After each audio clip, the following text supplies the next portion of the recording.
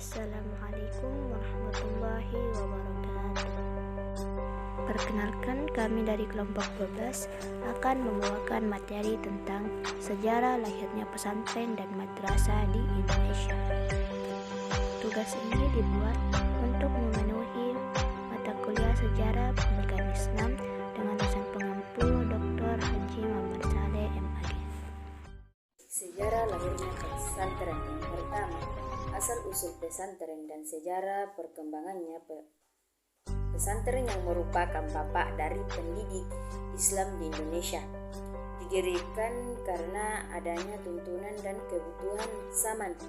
Hal ini bisa dilihat dari perjalanan sejarah di mana bila diruntuh kembali sesungguhnya pesantren dilahirkan atas kesadaran kewajiban dakwah Islamiyah, yaitu menyebarkan dan mengembangkan ajaran Islam sekaligus mencetak kader-kader ulama atau dai.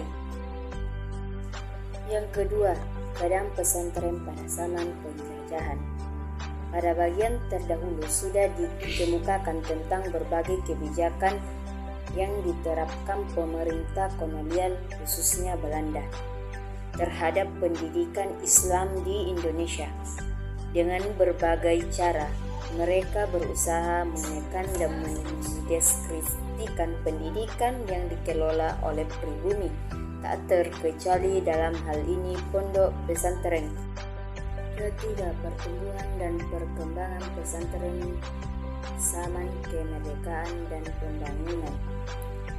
Dalam sejarah tentang peran pesantren, di mana sejak masa kebangkitan nasional sampai dengan perjuangan mempertahankan kemerdekaan Republik Indonesia, pesantren senantiasa tampil dan telah mampu berpartisipasi secara aktif, dan tentu saja untuk ini secara jujur kita perlu angkat topik dengan pesantren.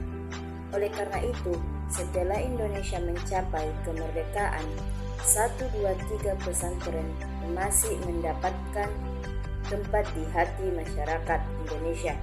Ki Hajar Dewantara saja yang dikenal sebagai tokoh pendidik nasional dan sekaligus sebagai Menteri Pendidikan, Pengajar dan Kebudayaan Republik Indonesia yang pertama menyatakan bahwa pondok pesantren merupakan dasar pendidikan nasional karena sesuai dan selaras dengan jiwa dan kepribadian bangsa Indonesia.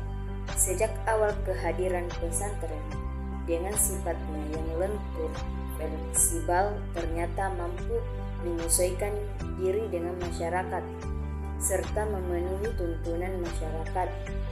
Begitu juga pada era kemerdekaan dan pengembangan sekarang, pesantren dalam mampu menampilkan dirinya aktif mengisi kemerdekaan dan pembangunan, terutama dalam rangkai pengembangan sumber daya manusia yang berkualitas.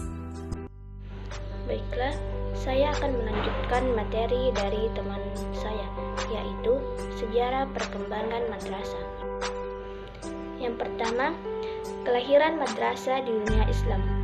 Madrasah merupakan isim makan dari kata darosa yang berarti tempat untuk duduk dan belajar.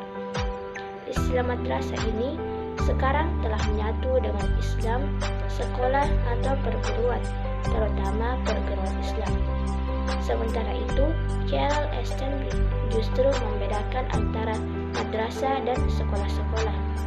Dia beralasan bahwa antara sekolah dan madrasah mempunyai ciri yang berbeda. Madrasah sebagai lembaga pendidikan Islam didirikan dan berkembang di dunia Islam sekitar abad ke-5 Hijriah dan abad ke-10 hingga ke-11 Masehi.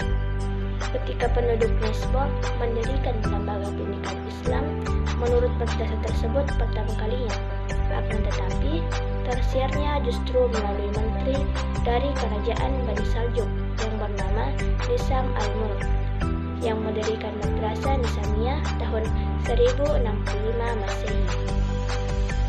Yang oleh Gibb dan Kramers disebutkan bahwa setelah madrasah Nizam al-Mulk ini didirikan madrasah terbesar oleh Salahuddin Al-Ayyubi. Yang kedua, lahir dan berkembangnya madrasah di Indonesia. Kehadiran madrasah sebagai lembaga pendidikan Islam mempunyai beberapa latar belakang. Di antaranya, yang pertama, sebagai manifestasi dan realisasi pembaharuan sistem pendidikan Islam. Yang kedua, usaha penyempurnaan terhadap sistem pesantren ke arah suatu sistem pendidikan yang lebih memungkinkan lulusannya memperoleh kesempatan yang sama dengan sekolah umum. Misalnya, masalah kesamaan kesempatan kerja dan perolehan ijazah. Yang ketiga, adanya sikap mental pada sementara golongan umat Islam, khususnya santri yang terbuka pada Barat sebagai sistem pendidikan mereka. Dan yang terakhir, sebagai upaya untuk menjembatani antara sistem pendidikan tradisional yang dilakukan oleh pesantren dan sistem pendidikan modern dari hasil akulturasi. Pada permulaan abad ke-20 merupakan masa pertumbuhan dan perkembangan madrasah hampir di seluruh Indonesia dengan nama dan tingkatan yang bervariasi. Namun, madrasah-madrasah tersebut pada awal perkembangannya masih bersifat dinia semata-mata. Dan baru sekitar tahun 1930, sedikit demi sedikit akan tetapi bertambah cepat dilakukan pembaharuan terhadap madrasah dalam rangka memantapkan keberadaannya, khususnya dengan penambahan pengetahuan umum. Dan pada perkembangannya, madrasah terbagi dalam jenjang-jenjang pendidikan, yaitu madrasah ibtidaiyah, madrasah sanawiyah, dan madrasah aliyah. Itulah tadi materi yang sempat kami sampaikan. Lebih dan kurangnya mohon dimaafkan. Assalamualaikum warahmatullahi wabarakatuh.